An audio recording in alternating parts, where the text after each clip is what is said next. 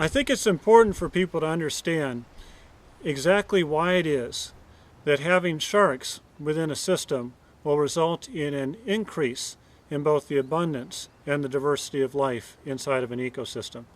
Because there certainly is a logic. Many fishermen might propose this logic that if you eliminate sharks from the system and they don't eat the fish that the fishermen are trying to catch, that there'll be more of those fish for the fishermen to try to catch. And that might be true briefly, but eventually those populations collapse. And there certainly is a reason why. It's not simply because the sharks are culling fish from that particular population, because certainly the fishermen could do that.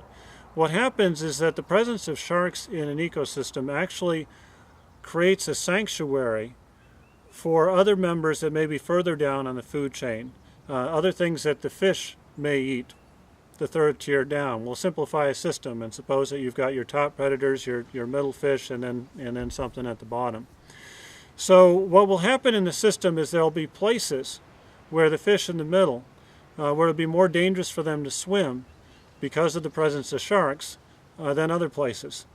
And naturally, these being animals that can learn, they'll tend, especially while there is food enough in abundance, to hang out in areas which are safer for them, where it's less likely for the sharks to get them. And what that causes is by behavior. It causes a sanctuary to exist and develop for that prey item that'll be the third tier down, where they're not predated as heavily on the fish in the middle tier, because again, they're avoiding these particular areas because it's more dangerous for them because of sharks. And then what happens is as the population starts to balance, as it may become more crowded in the safer areas, that certain elements of those members may need to go into the more dangerous areas, at which point you start to have that balancing that occurs. But that's very much, it's not as simple as calling off members that might be in the mid-turn. Because certainly the fishermen could do that. They're doing that too well in most cases. What results in what is really the change that creates the diversity and the rise in the form of marine life is the behavioral change.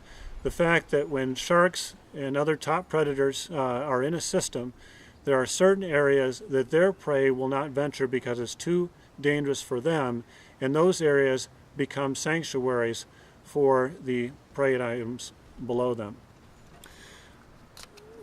It's a sound strategic principle that goes according to this. One of the best ways to eliminate an enemy is to allow your adversary no sanctuary. This of course is what happens when we overfish. Sharks or other fishes, in a sense, give them no place safe to rest or recuperate. The strategy that might be used in a military context is to threaten your adversary everywhere and all the time.